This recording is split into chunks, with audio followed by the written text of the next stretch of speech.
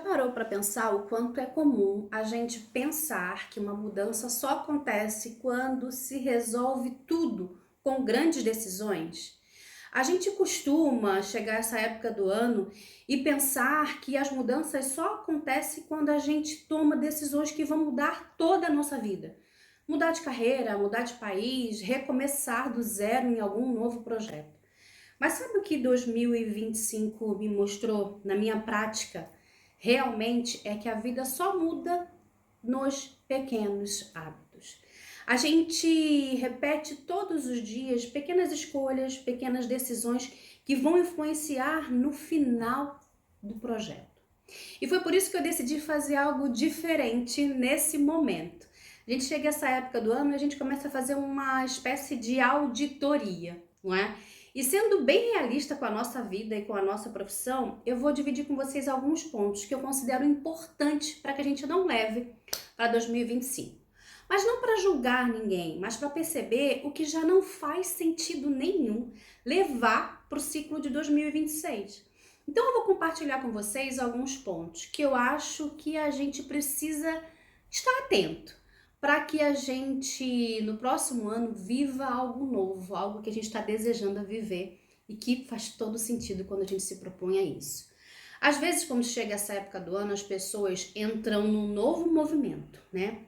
Adicionar coisas novas, novas metas, novos projetos, novas exigências e também novas cobranças, não é? Mas quando, na verdade, em vez de adicionar coisas novas, a gente precisa eliminar o que mais pesa.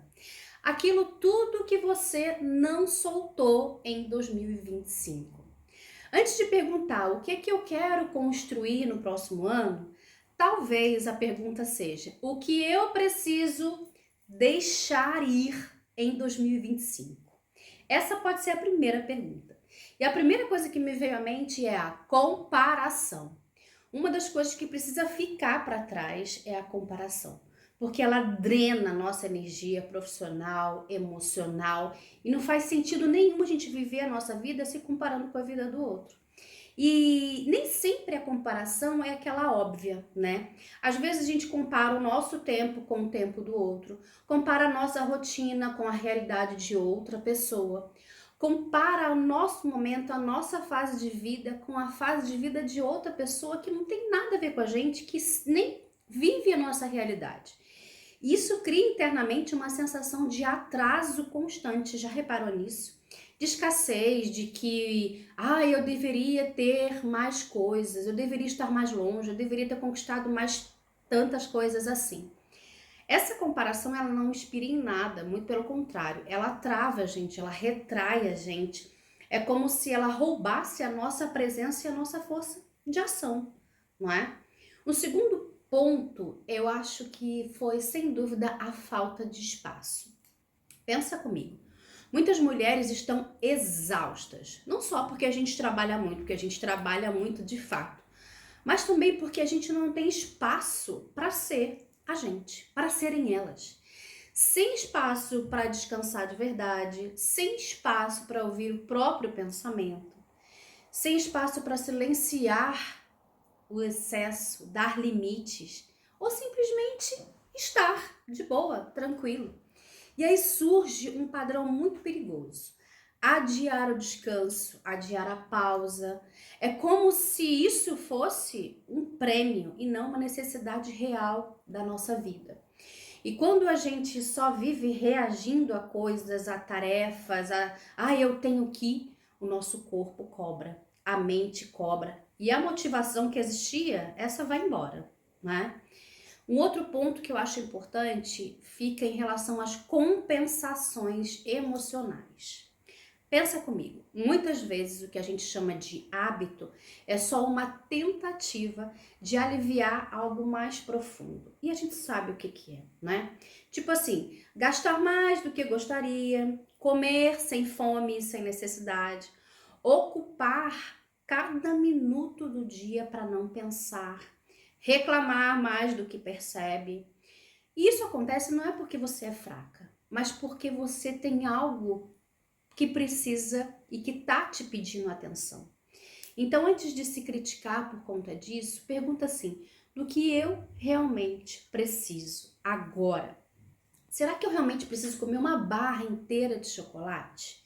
Será que eu realmente preciso gastar o meu dinheiro comprando mais uma bolsa se eu já tenho tantas no meu armário? Será que eu realmente preciso disso? Às vezes a gente só está repetindo um hábito ruim, e isso é uma distorção da nossa própria autoimagem, uma autodepreciação.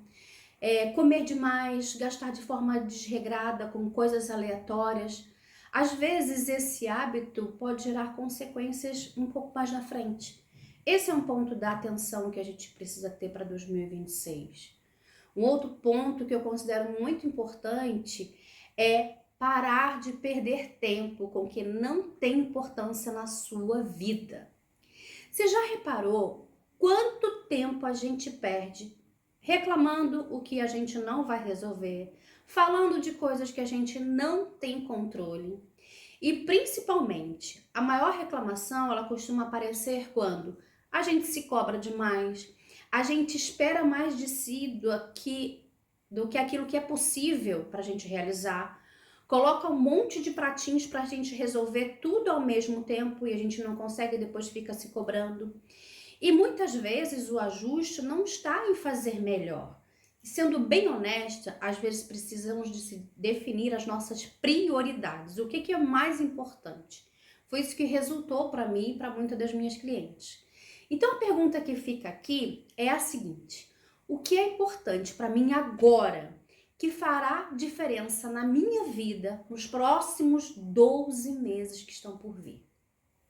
O mundo vai mudar, as pessoas também, os projetos, as empresas, os problemas também vão mudar e às vezes essas mudanças vão acontecer sem você.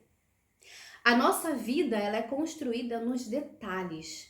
Como você começa o seu dia, como você se trata quando você erra ou quando percebe que falhou em algum momento, como você toma as suas escolhas diárias, como você se escuta para tomar as melhores decisões. Se você não olha para os seus pequenos hábitos, eles vão crescer sozinhos. E depois fica mais difícil remover um hábito ruim que você já sabe qual é. Então hoje, essas pequenas escolhas repetidas, elas criam um sistema de mudanças positivas ou negativas. E essas mudanças, elas vão criar os seus destinos, os seus resultados. Então, antes de pensar no próximo passo que você quer dar, eu te convido a fazer algo muito simples. Pergunte-se agora: o que esse hábito está me ajudando? O que está me drenando que eu não quero mais levar para 2026? O que eu estou fazendo no automático sem perceber e sem olhar se isso aqui está certo ou está bom para mim? O que já não combina com quem eu estou me tornando em 2026? Nem tudo que você carrega precisa ir para o próximo ciclo, tá? Mudar não começa com grandes promessas. Começa com pequenas decisões conscientes. Então, se esse vídeo fez sentido para você, se algo que eu falei tocou em você para que você comece a aplicar ainda hoje, compartilhe esse vídeo, se inscreva no canal. E se você está num momento de mudança, de transição e está se sentindo meio perdida, não sabe por onde começar, precisa de mais clareza para organizar os hábitos, as escolhas e a sua direção para 2026, a minha mentoria pode te ajudar nesse sentido. Eu deixei um link aqui na descrição do vídeo. A gente está com fila de espera para o próximo ano, para 2026. Então agora eu te pergunto: o que você está pronta para deixar para trás agora em 2025? Escreve aqui nos comentários. No mais, eu vou ficando por aqui e eu desejo do fundo da minha alma que você tenha um próximo ano lindo, que seja leve e que principalmente você esteja no número 1 das suas prioridades. Porque quando você se torna a prioridade número 1, todo em torno das suas micro decisões, micro escolhas que você vai fazer diariamente vão fazer a diferença naquilo que importa realmente para você. E eu desejo um ano que você construa com a sua mente, com o seu coração e principalmente com você sendo a principal peça nessa vida maravilhosa que você quer construir em 2026. Um beijo grande, um bom ano para todos nós. Que Deus abençoe a nossa semana. Tchau!